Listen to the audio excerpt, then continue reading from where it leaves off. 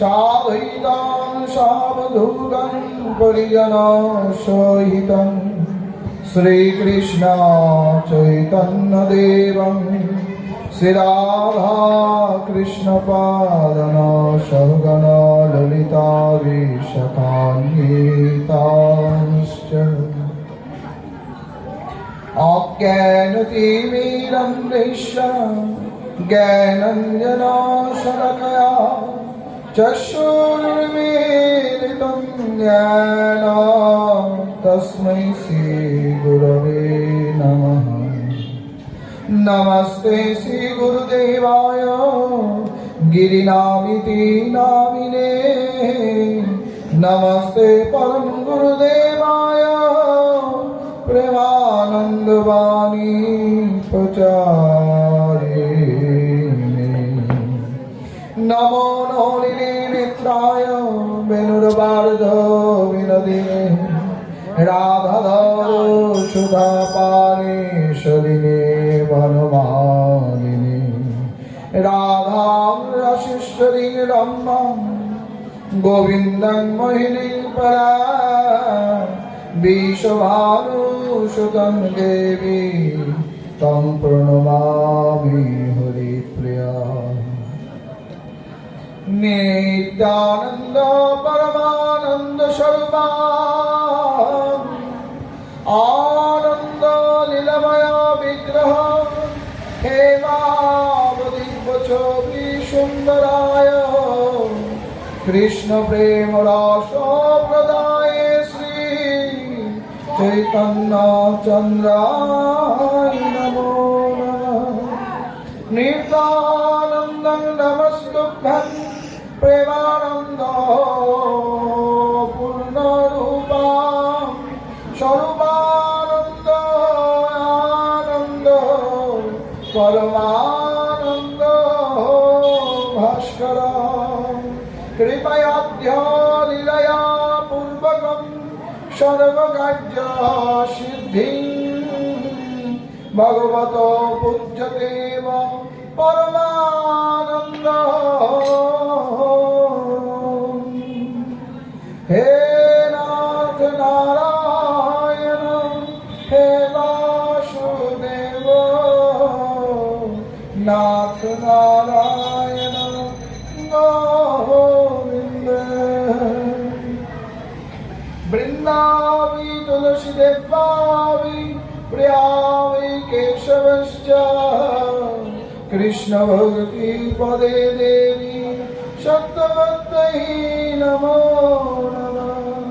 শ্রীকৃষ্ণ চৈতন্য প্রভু নিত্যানন্দ শ্রী অদ্বৈত গদাধর শ্রীবাসাদি গৌর ভক্তবৃন্দ। হরে কৃষ্ণ কৃষ্ণ কৃষ্ণ হরে হরে হরে রাম রাম রাম হরে হরে। সবাই মিলে হরে কৃষ্ণ কৃষ্ণ কৃষ্ণ হরে হরে হরে রাম রাম রাম হরে হরে। জয় জয় শ্রী রাধেশ্যাম জয় জয়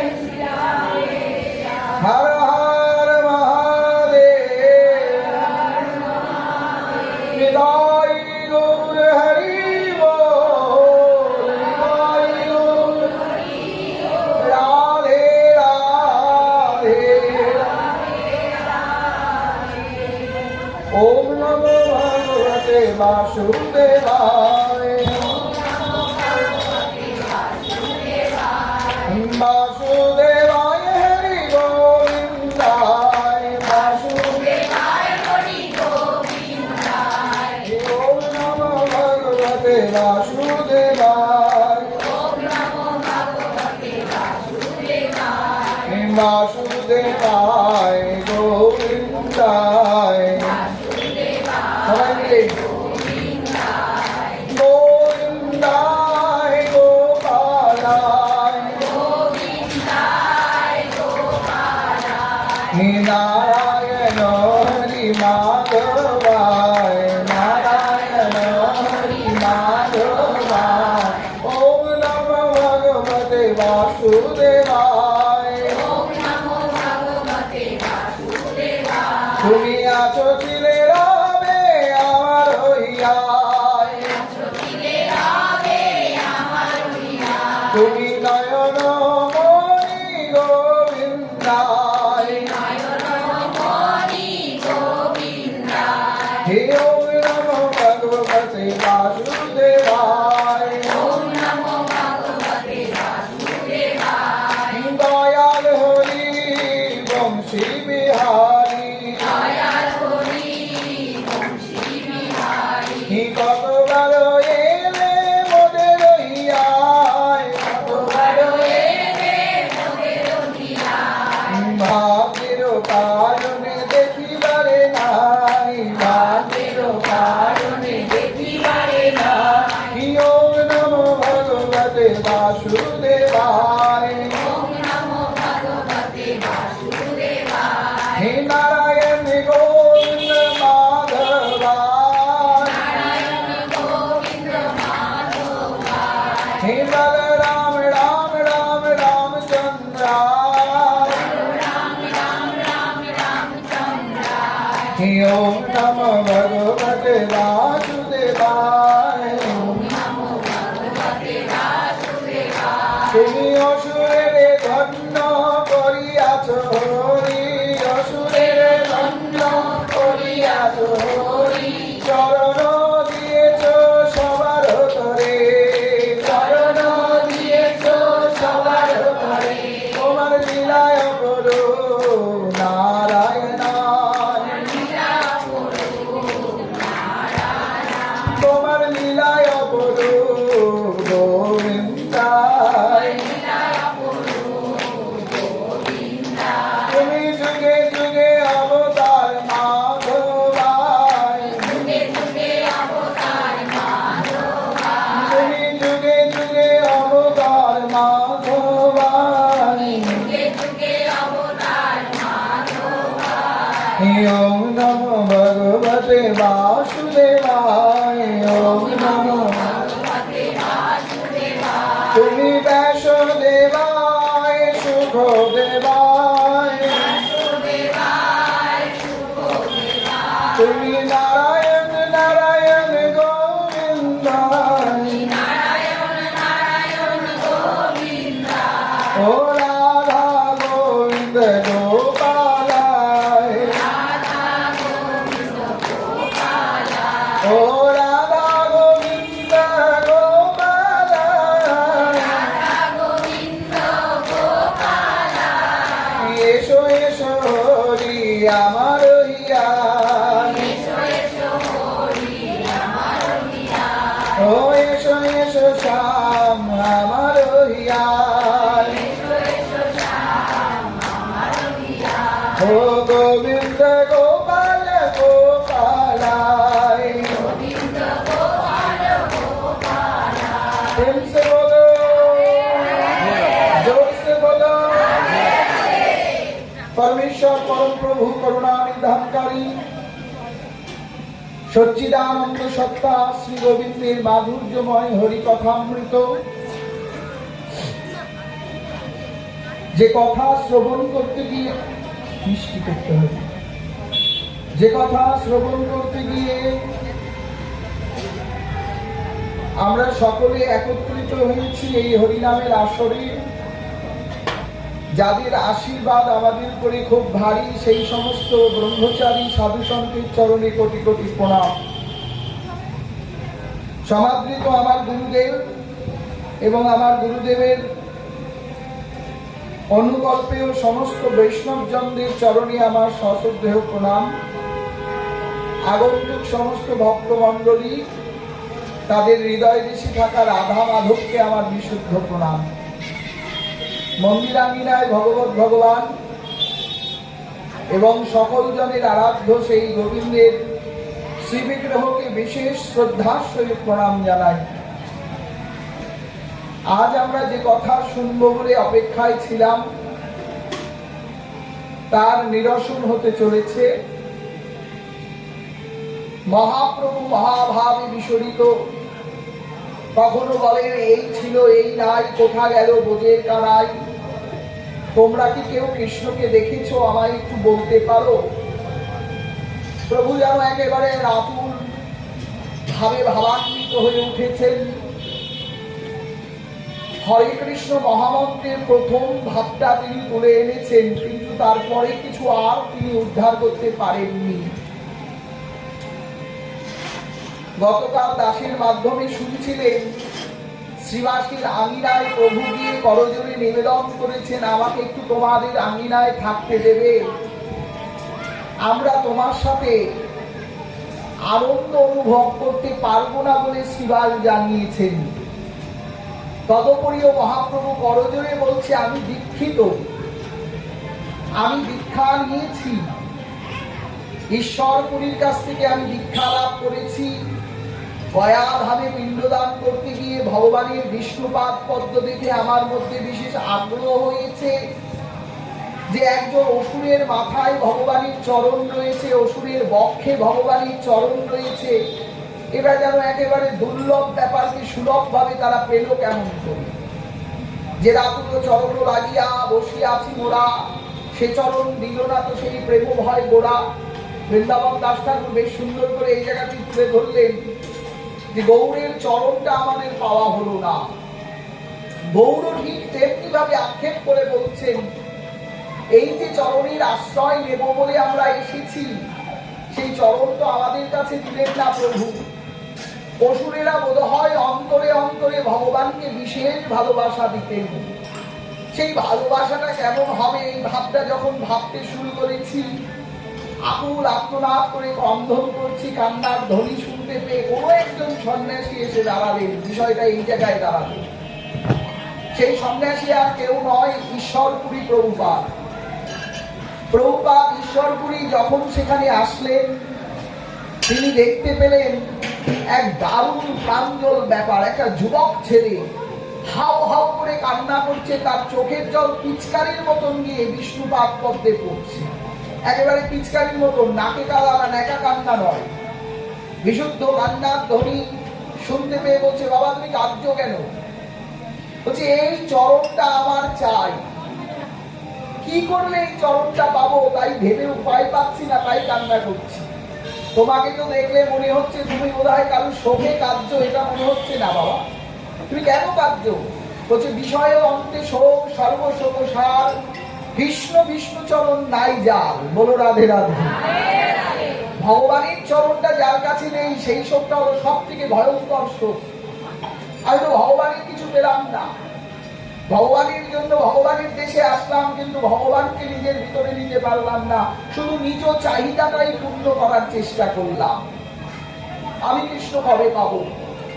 আমাকে কৃষ্ণ কবে করুণা করবেন? এই কথাটা ভেবেই তিনি কান্না করছেন আর বলছেন।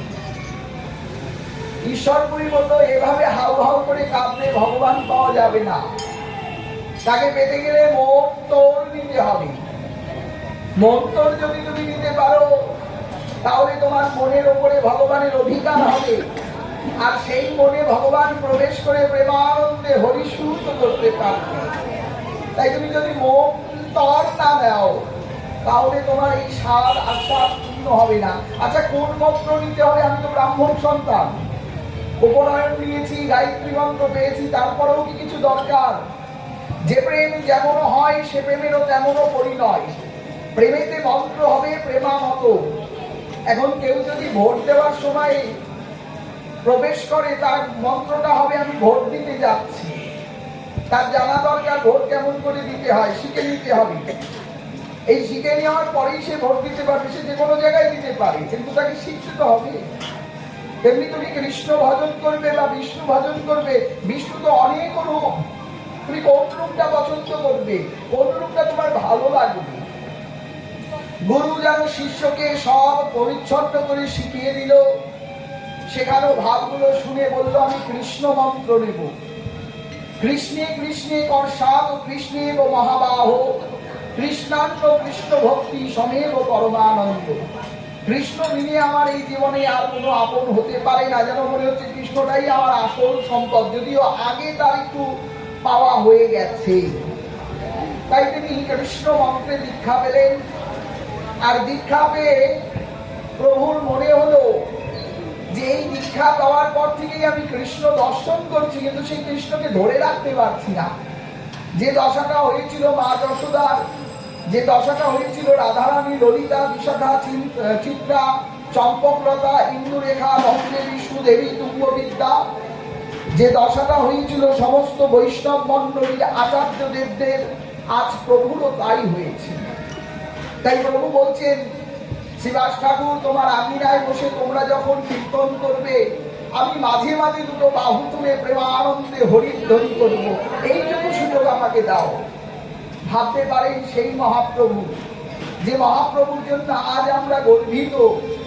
সমস্ত ভারতবর্ষ তথা বিশ্বে আমাদের নাম অলঙ্কার শাস্ত্রে উল্লেখিত হয়েছে কেবলমাত্র এই মহাপ্রভুর জন্য।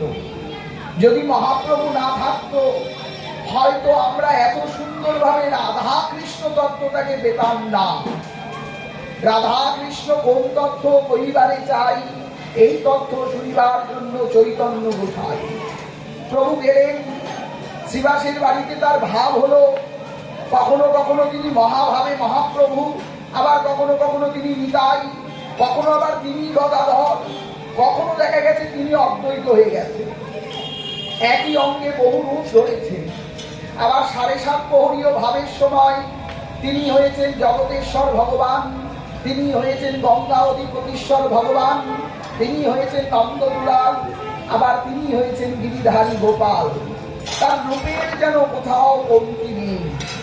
তবু তিনি বলছেন, কোথা গেলে পাবো সেই আসল সদন, যে ধনে বঞ্চিত হয়ে কাঁদছে আমার মন। আমি সেই ধন সম্পদটা এখনো পাই। নিত্যানন্দ সুন্দর কানে কানে বললেন, এখানে ওখানে আপনি এই প্রশ্নের উত্তর পাবেন না। কোথায় পাবো বলতে পারো? কেমন করে পাবো বলতে পারো? আমি যে এই কৃষ্ণকে স্বয়ং সম্পূর্ণ না করতে পারা পর্যন্ত আমার শান্তি নেই। আমি কৃষ্ণকে যতক্ষণ সম্পূর্ণরূপে না জানতে পারবো, ততক্ষণ পর্যন্ত কৃষ্ণে আমার প্রীতি হবে না। তাই জানাটা আগে দরকার, পালন করাটা পরে দরকার। এই জানার আগ্রহটা দেখেই বিষ্ণুপ্রিয়া বলেছিলেন, আগে ভজ, আগে ভজ, ভজে দেখো, ভজ গৌরাঙ্গ, কহ গৌরাঙ্গ, লহ গৌরাঙ্গ। একই কথা যেন 3 বার বলেছেন। প্রভুর সঙ্গে থেকে তার এই শিক্ষাটা হয়েছে। তাই আজ সেই শিক্ষার আলিঙ্গনে প্রভু যেন তাকে বুঝিয়ে দিয়েছেন, ভজ মানে ভাবো, ভাবনাটা আগে আনো। ভগবান কি, কেন রাখবো, কোথায় রাখবো, কোথায় রাখলে সে আড়ালে যাবে না। প্রেম সে বলো, আরেকটু কিছু করা যায়? প্রেম সে বলো।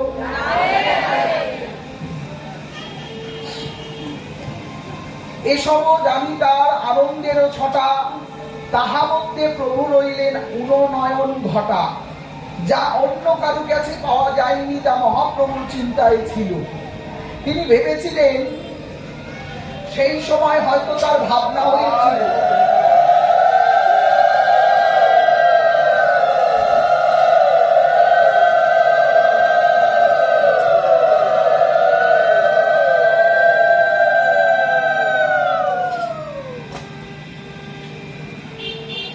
মহাপ্রভু নিত্যানন্দের কাছে করজোড় করে বলছে, দাদা তুমি তো বৈষ্ণব, তুমি তো অনেক কিছু জানো, আমি তো কিছু জানি না।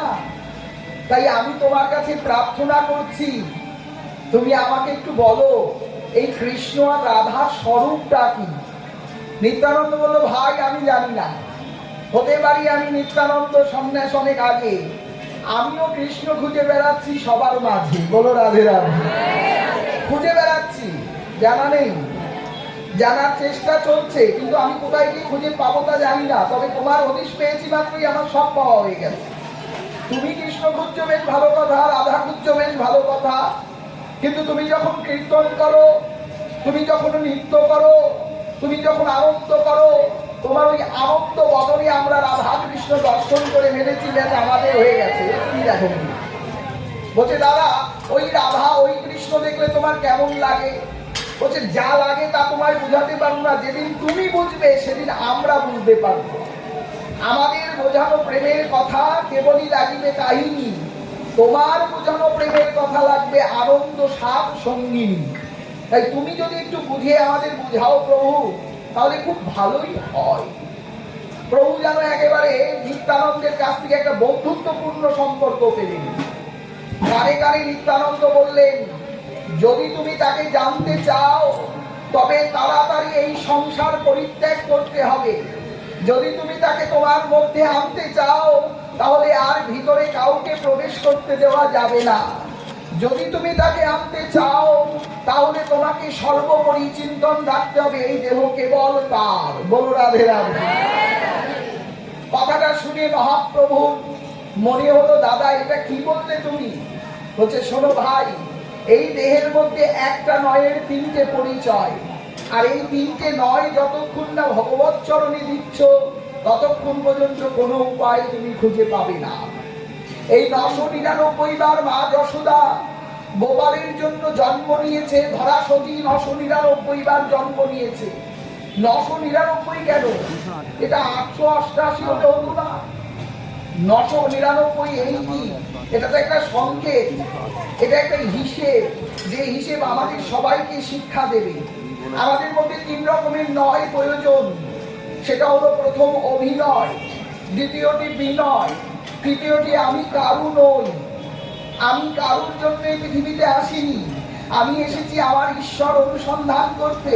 ঈশ্বরকে না পেয়ে আমি অভিনয় করছি, ঈশ্বরের মতন কাউকে দেখলে তার কাছে বিনয় করছি।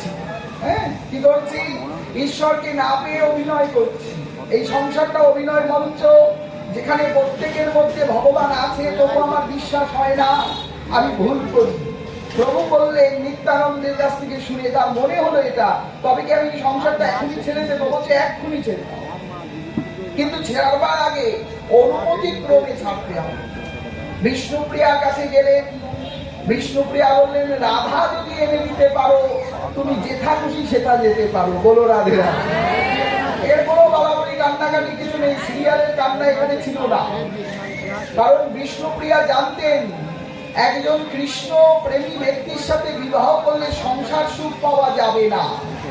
একটা কৃষ্ণ প্রেমী ব্যক্তির সাথে বিবাহ করে সে কখনো কোনো সাংসারিক সুবিধা পাবেন না, তার কাছ থেকে কেবল বিরহই পাবেন। এটা জেনে শুনেই তিনি বিয়ে করেছিলেন।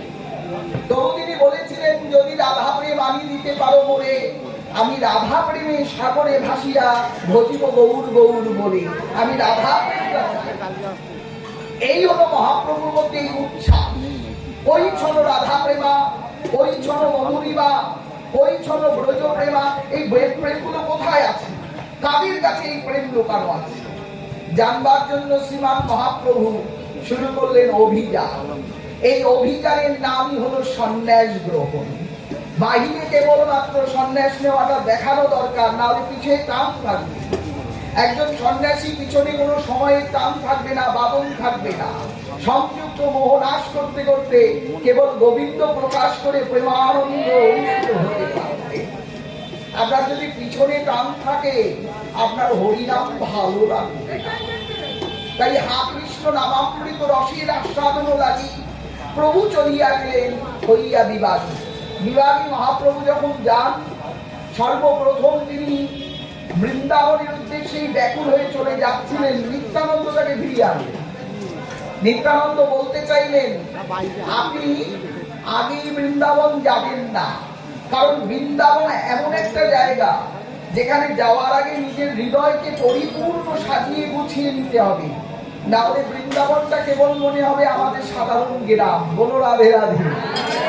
হ্যাঁ, বৃন্দাবনটা গুরু মাধ্যমে, গোবিন্দ মাধ্যমে, সাধু সন্তের মাধ্যমে সাজিয়ে নিতে হবে, তারপরে যাও।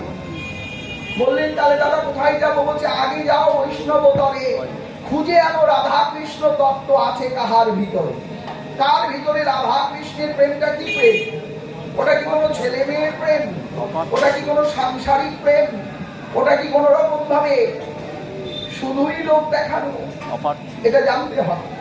তাই আজ শ্রীমান মহাপ্রভু ধীরে ধীরে চলেছেন উড়িষ্যা জগন্নাথ মন্দিরের উদ্দেশ্যে। জগন্নাথ দেবের মন্দিরের প্রাঙ্গণে গিয়ে এত উচ্চস্বরে কান্না করেছেন জগন্নাথকে দেখে। তিনি বলছেন, আর কি আমি পারছি না, ও জগন্নাথ স্বামী নয়ন পথগামী, কবে তুমি তোমার নয়ন দিয়ে আমাকে পথ দেখাবে? কবে আমি আমার সেই প্রেমের উদ্দেশ্য খুঁজে পাবো? প্রেমানন্দের সঙ্গে মিলন হবে আমার।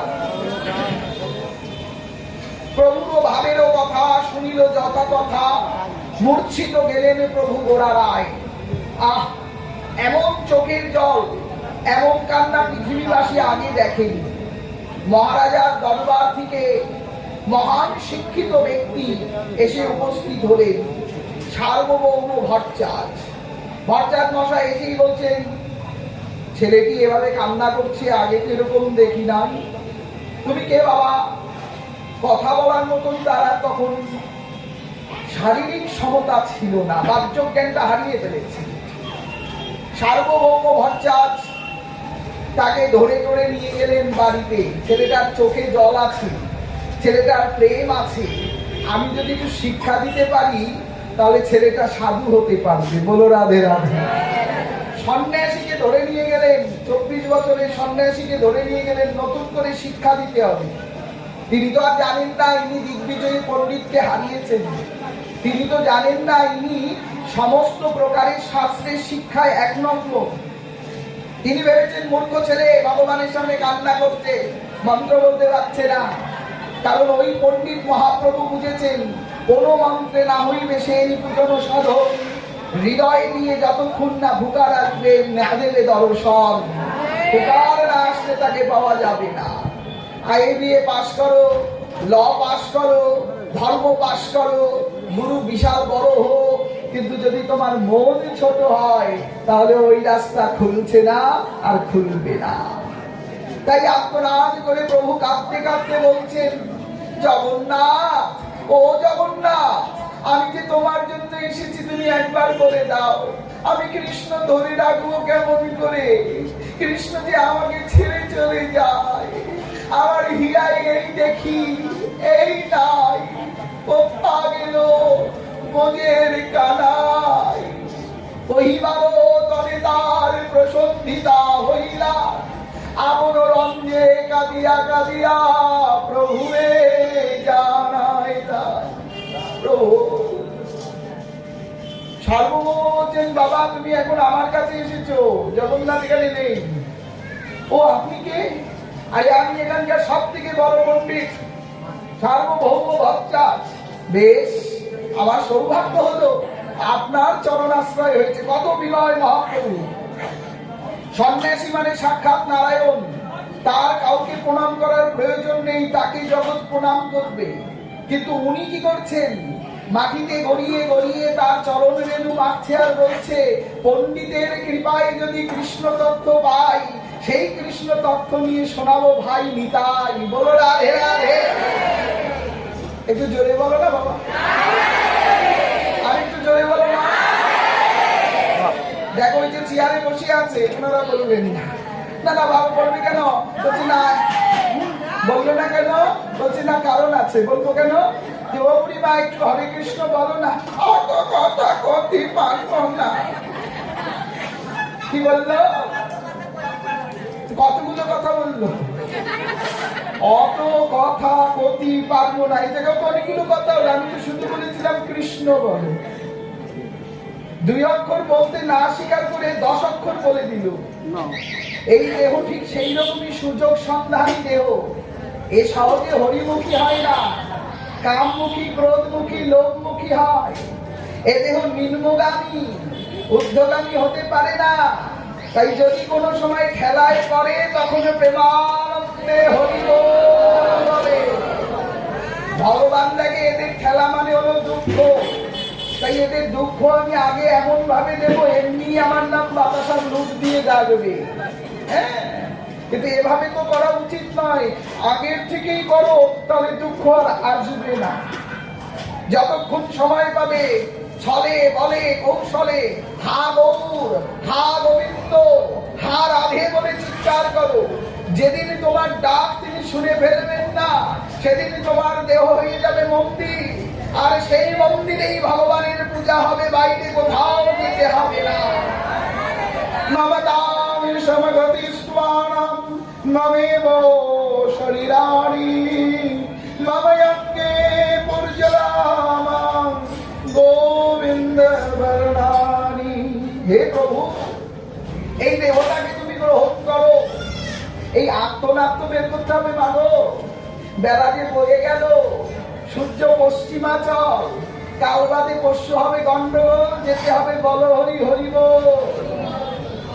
করা কিছু হলো না তো। শেষের গায়ে মনে পড়েছে, ভগবান তোমায় আমি কিছু দিলাম না। এই দেহটা নেবে প্রভু, ওটা দিয়ে আর কি হবে? ওটা তো কিচ্ছু নেই। একদিকে হাই প্রেশার আর একদিকে হাই সুগার, ও নিলেই বিপদে পড়তে হবে। তাই প্রভু বলছে ওটা আর এবার লাগবে না, ওটা জমকে দাও। যদি সময় করে পারো দুটো হাত তুলে রেডি থাকো, আমি তোমায় নিয়ে যাব। এ ভাবনা ভাবিতে ভাবিতে প্রভু হইল সার, সার্বভৌম বলিল বিদ্যা তোমায় করবে পার। আচ্ছা বিদ্যা দিন, বিদ্যা দিন, আমি মুখ্য মানুষ, দিন বিদ্যা দিন।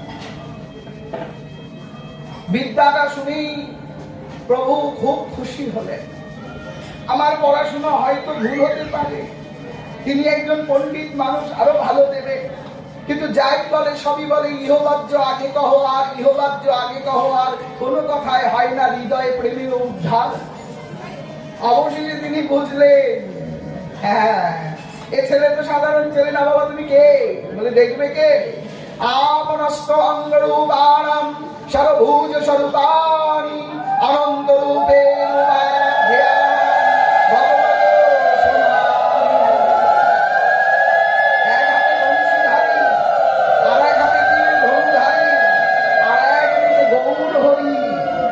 দেখে বললো, ও প্রভু, ও প্রভু তুমি কেন এসেছো আমার কাছে?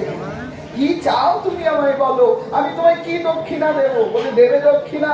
তবে আমায় দক্ষিণা দাও রাধা তত্ত্ব কৃষ্ণ তত্ত্ব জানিবারে চাই, যে তত্ত্ব বিনে আমি না পাই কোথাও ঠাই। আমাকে রাধা তত্ত্ব বলো, আমাকে কৃষ্ণ তত্ত্ব বলো, কৃষ্ণের স্বরূপ বলো, প্রেমের স্বরূপ বলো। আমি প্রেম শূন্য মনে যাই বৃন্দাবনে, দেখা দেয় না নন্দের নন্দন, কখনো আসে কখনো যায়, ঢোকে না মোর আনন্দ হিয়ায়। আমি জানতে চাই। শোনো প্রভু, এ কল্যাণে কেউ এটা জানে না। তুমি আমার কাছে তো দুরস্ত, আমার দিকে বিদ্বান পণ্ডিত তথা ভারতবর্ষে আর কেউ নেই। আমি বলছি এটা তুমি পাবে না। তবে একটা ছেলের কাছে পাওয়া যেতে পারে, যার নাম রামানন্দ পট্টনায়ক, যিনি উড়িষ্যারই, তখন উড়িষ্যারই রাজ্যত্ব শেষ ভাগ ছিল বিশাখাপট্টনম। বিশাখাপট্টনমের অংশে তিনি ভাইস রাজা হয়ে থাকতেন। তার কাছে আপনি গেলে হবে। কত দূর? বলে প্রভু অনেক দূর। পথেতে তখন গাড়ি ঘোড়া ছিল না। করমণ্ডল ওয়ে যেটা দিয়ে যে সব ভেলুরে যায় চিকিৎসা করাতে, ওই রাস্তাটা শ্রীমান মহাপ্রভু আবিষ্কার করতে করতে চললেন। যাওয়ার সময় কৃষ্ণদাস নামে একটি ভক্তকে সঙ্গে নিলেন। কোনো ললাটে তিলক নেই, গলে মালা নেই, পরনের বস্ত্র সঠিক স্বচ্ছন্দতা নেই, শুধু কেবল আকাঙ্ক্ষা কৃষ্ণ জানিলে আমি রাধা ধরিবারে পাই, রাধা জানলে আমি চরণে পাবো ঠাই। যদি ভগবানের কাছে যেতে হয় এই দুই তত্ত্ব আমাকে জানতেই হবে।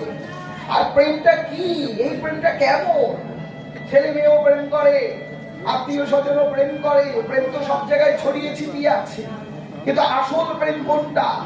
কোন প্রেমটা করলে যে প্রেমটা আর কোনোদিন নষ্ট হবে না, এই নিত্য প্রেমটা আমি জানতে চাই। তাই প্রভু চললেন।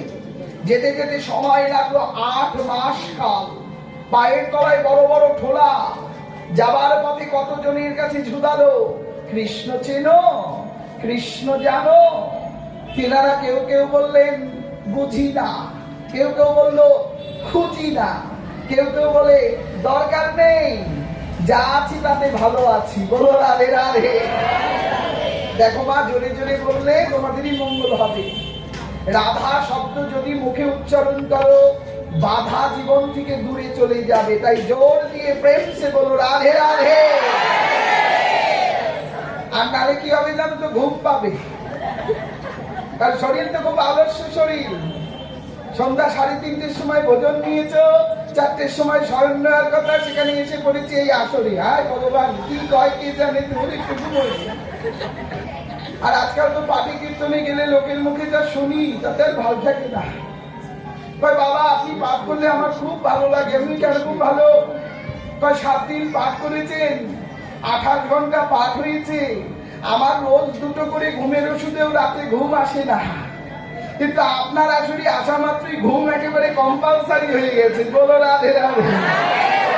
এইটা কি আমার সম্মান হলো না আমার বদনাম হলো কে জানে, বুঝতে পারলাম না।